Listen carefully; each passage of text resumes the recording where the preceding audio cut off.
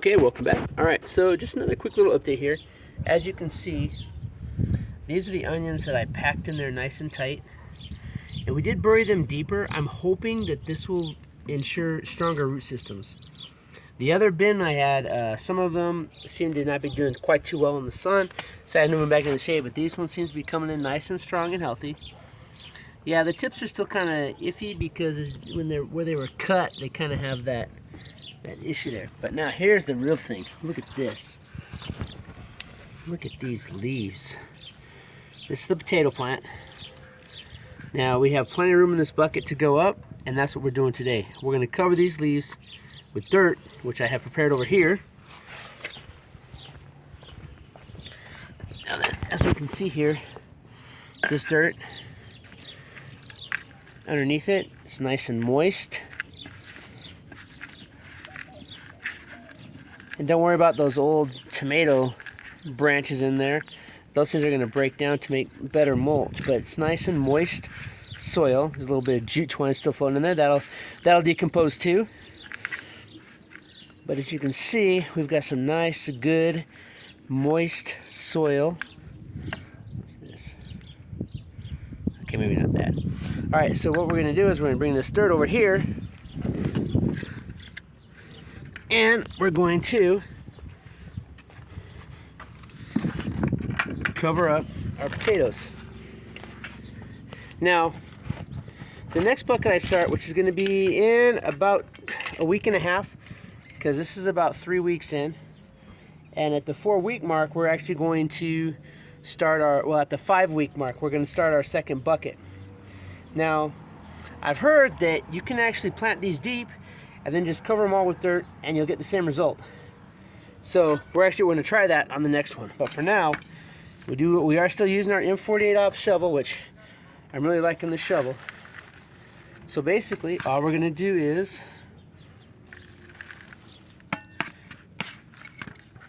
cover these up.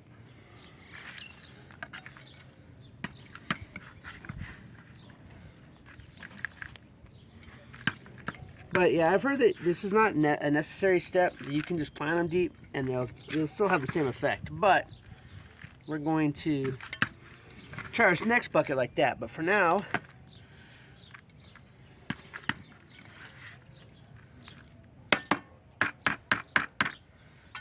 there we go.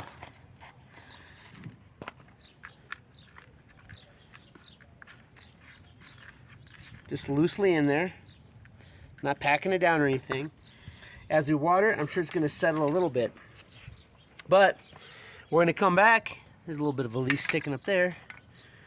But yeah, we're going to come back next week and we're going to check on these again. We're going to see how these are doing. Of course, onions. Check our soil here. Stick it down in there. It's a little bit dry, so we're probably going to water those a little bit later. That soil is nice and moist, so that's going to be good for that. So then I'll show you what I mean over here by the... Now these onions are still growing strong. However, I think that some of these had like bad root systems, so they kind of died as they got a little bit too tall.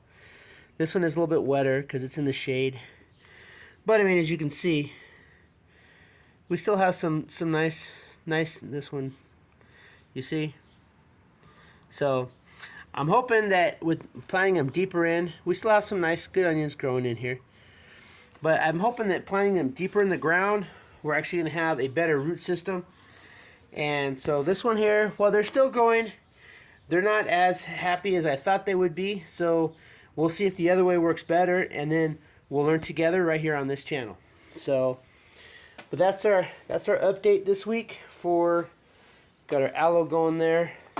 It's a good, a really good plant to have. So, and of course, here we have our London Rocket, which is quite delicious. So, yeah, so there we are. Eventually, this whole thing here is going to be loaded with buckets. Because later on today, we're actually going to be using some of this dirt here and some of the other dirt over here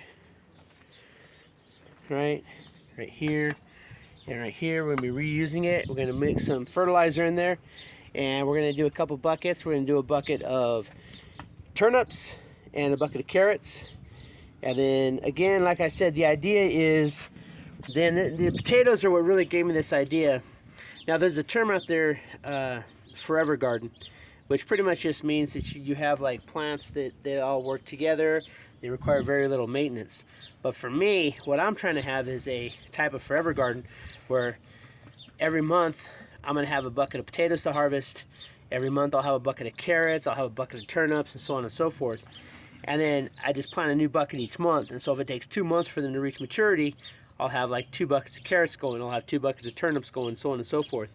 That way I keep my space, which is limited, I keep it to a minimum.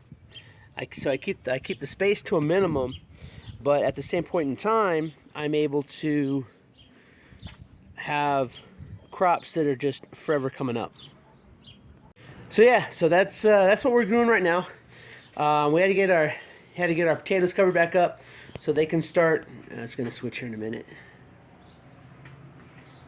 It'll switch. There we go. Yeah, so we want to get our potatoes covered up so they can continue growing. And again, like I said, the next bucket I'm gonna try a little bit different way. I'm actually gonna plant them deeper and then just fill the bucket up to about the 2 inches, and then we'll go that route, and we'll see how well those grow. Because if it's an extra step you don't have to take, then I can just plant them and then water them, let them grow, and then when they're ready, they're ready. So, and then another thing that we can check is we can see which ones are bigger potatoes, which are healthier potatoes, which ones grow faster. So these are all things that we can check by planting them in 2 different ways. So, and that's something that I definitely want to take care of. So, and then the idea behind this, of course, is so that I have a continual flow of fresh fruits coming into the house, because inflation's not getting any better, not anytime soon. And if everybody just took their own little part and just had their own little garden going, and everybody just had their own little plants, it would really ease up on the economy. Well, I mean, it would ease up on individual, like, our individual spending. So, and that would, and so for those people that actually don't have the ability, like say those that live in like there's people that live in like apartment complexes that, they don't have much room at all. Well, then, the food in the market, they're able to buy because we don't have to buy it because we're growing our own. And it's a good way to, I don't know, I think this is just it's a good way that, like, even in the city, you can be self-sufficient and not have to rely on the government to do what you need to do. And so, yeah, and it's just like these little steps, and hopefully towards the end of the year, we're gonna have like just, I'm gonna make up as good of use of the space as I have. I'm thinking about getting well, here I've got some old pallets and stuff, and I'm thinking about getting, there's a place right here where I can get like free pallets and stuff, and I'm thinking about getting some pallets in, some good pallets, and refurbishing them. And what I want to do is I want to build like a wooden frame structure that I can put in the back, and then I can have like one set of buckets on the top of it and one set underneath it, so that I can kind of go vertical a bit, like, double layer the buckets. So then that way, so it would just be kind of like, it would be kind of like if I had, hold on a second here, I'll show you what I mean. So if I have a system where I could have a bucket like up here, and then a bucket directly underneath it, and then when I water the top plant, the water that's not used will go out the holes in the bottom, and it'll water the bottom plant.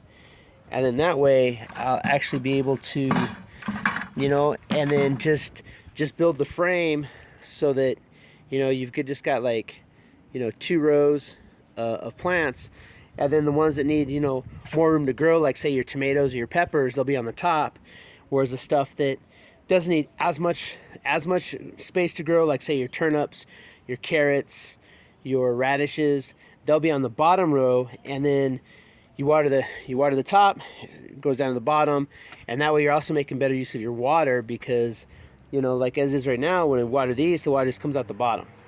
And so by doing this system, I want to have a better method of watering them. And then not only that, when it rains, the rain hits the top, it goes down, goes out the bottom, and none of them, you know, they'll get, you know, the water will, the soil will be thoroughly moistened, but it's not going to be water. They're not going to be just sitting in their water because it'll all drain out. So, but that's the project I have in mind. And the nice thing is once I get that built, it'll just be built, and then I can actually, if you come over here, I'm thinking maybe like even like if it's like along this wall here, you know, I could do like two rows right there. The only thing is this is like right in the path of the sun, so it's going to be very sunny the whole time, which is something I definitely have to worry about. So it might go in the back where it's, you know, only halfway sunny half the day, but and then like this right here, I plan on getting, they have these like artificial stuff that you can put on here that make it look like a plant, and then that way the dogs aren't always just like looking at everybody and going crazy. But yeah, but I plan on making better use of this area here, and I think that along this wall, because even if I put like maybe above the top plant, put like, you know, get like the trellis type stuff so that it's like indirect sunlight, you know, it'll be diffused, that might work too. But yeah, see, like in the front here in the morning, it doesn't get a lot of sun, so it's shady. Then as the sun comes over, it comes out, and that's when I get these huge growth spurts, is at the end of the day. Yeah, that's what's happening with the gardening. That's what we're going to be working on here in the city, making full use. Sorry about that. I got to remember the light switch. But that's what I plan on doing, is making a garden that's going to be pretty much completely replenishing the whole time. That way we've always got that. Oh, those are not dandelions, but they are a yellow flower. Have to look those up. All right, I digress. All right, but yeah, so that's what we got going on. So we're gonna go ahead and keep following the garden. The sprouts are doing pretty good. We're gonna get some of those out in the pots here soon. And one nice thing about where I live is that the season, I've got like another 2 months, April, May, June.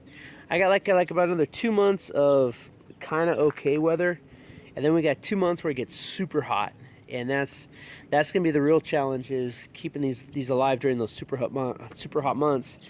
But then, as I found out last year, I gave up on my tomatoes too early. But I think that because it doesn't freeze until much later in the year, if at all here, so I actually have a longer growing season, and I think I'm going to try to make use of that this year and try to keep plants growing until the beginning of November, because usually it's like kind of like mid to late November is when it really gets cold. Then it's cold for, you know, December, January, and then like in February it starts to warm up again. So I really only have like 2 months that I may have to bring stuff in, and so I'm thinking if I can get like really healthy pepper, jalapeno, cayenne, tomatoes, if I can get really healthy plants, and then either get straw covering around the base or just bring them inside over the winter time, you know, have a place I can bring them, then I think that I might be able to salvage my plants. And so then when it comes time next year and it's ready to put them out, then I don't have to recreate the wheel and plant sprouts again. I'll just be able to put my plants outside, get them watered, and get my crop sooner and healthier. So, and you know, so that way it'll be a lot faster. So that's what we're gonna try this year. I think I can make this work, and ideally, if I can make this work, it's gonna be a good experiment to do. Just like with these potatoes, I'm gonna see which one of the potatoes works best. And granted, it might take a couple months before we're really gonna know, because ideally I want to see how long it takes for each bucket to grow. And so if it takes like 3 months, then I'll have like 4 buckets of potatoes. If it takes 4 months, I'll have 5 buckets of potatoes, and so on and so forth. But it's not going to take up that much room. But you know, if I can get a 5 gallon bucket of potatoes every month, a 5 gallon bucket of carrots, which, you know, that's not a lot of carrots, but it's enough. You know, if you plan carefully, you know, a 5 gallon bucket. Well, probably not buckets for the radishes, because they're kind of small. But if I can get, you know, a container of radishes every month and harvest those, a container of turnips every month and harvest those, then for me, when I think of the term forever garden, that's what's going on in my head. It's like this garden that's like constantly growing, and that way you always have fresh food coming to your table, which one, tastes better, and two, it's a lot healthier for your family. Because then you're not relying on processed foods, you're not relying on foods that possibly have been sprayed with something that you don't know about, and so I think that's what we're gonna go. And then I'm gonna come up with a way to build like a vertical system for like cucumbers, so that I can, and pole beans, because right now I have bush bean, but I want to, if I can come up with a good vertical system where I can do cucumbers and pole beans here, where they're not going to die because of the extreme heat, then I think that's another good option. And so I want to go vertical with those. And then I think that, and possibly zucchinis, because zucchinis get to be about the same size as the cucumbers, and if I can get them to grow vertically, then I can have fresh zucchinis. So, and that's something that I think is a pretty good staple in anyone's diet. Is, you got potatoes, you got carrots, if you get squash, you can eat a pretty healthy life. And then you just gotta, then that allows you to spend your money on the stuff that you can't really grow here, rice, pastas, and then that way you can, your money's going to go a little bit further in the market, and you're actually eating healthier. And so that's why I want to do some definite changes to the landscape I have here. I want to get rid of all the weeds and stuff. Of course, that's a never-ending battle. But I've got these.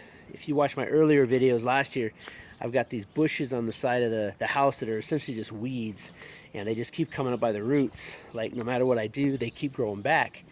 And I plan on getting rid of all those and putting in like some blackberries, so that that's something that, so I put in some blackberries, we're still going to get the bees in from the flowering, but instead of having just this wasted space of a flowering, tree bush essentially, that's just a pain in the neck, I'll actually have something that produces some fruit, and then so that way I can have fresh fruit, fresh vegetables, and I can start to be a little bit more self-reliant. And because I think that should be everyone's ultimate goal, is to be a little bit more self-reliant. And for me, that's what, when I think of survival and prepping, that's what it means to me, is that you're able to come up with a good method so that you rely on not necessarily others, but you rely on the government a lot less. So because it's going it alone is always rough, but if you have a good system, and and everybody in that system is doing their part, then that's going to be fantastic. Like, there's people that I know people that have fresh farm eggs around here. Well, maybe if I get a good enough crop going, I'll be able to trade some produce and some fruits and some produce and stuff for fresh farm eggs. And I think that's a much better way to eventually be self-reliant, because self-reliant, although self is in the title, I think that it's not really so much, by yourself. It just means that you're able to provide as much as you can for yourself without having to rely on other people, but you have to rely on a good, strong network of people that you can count on. So, but all right, that's it for this. I know I've rambled on for long enough. It's going to be kind of a long video, but hope you all like it. If this is your first time on the channel, please consider subscribing. I'd really appreciate it. Hit that thumbs up. That really helps me out. Leave a comment. The comments help me out. And then that way, want to keep moving forward. Gear Pack is running late, so Gear Pack and my Grim Workshop videos are going to swap this month. So I don't know where Gear Pack is. They have like this weird. They used to be like a month behind, and I guess they're still a month. I don't know. But so Gear Pack's running a little bit late, but we do got that Grim Workshop and the Survival Skill and Wild Edible coming up. Of course, those run a month late too, but that's something that I did by plan, so that way I can get the videos out on time. But yeah, so that's what's coming tomorrow. Tomorrow we'll be doing Grim Workshop, Wild Edible of the month, Survival Skill of the month. Look forward to that. Make sure you're here for that. And then Well, no, that was yesterday. This, oh, see my days. I'm making this on Tuesday. So, yeah. So yesterday you saw those, yeah, but the Grim Workshop's late. So I gotta remember when I'm making these videos when they're going up. Yeah, this is a Thursday video. This is gardening. But anyway, yeah. So that's it. Again, I appreciate you. Hey, if you stay around this long, whew, more power to you. Yeah. All right. You have a great day. Keep prepping.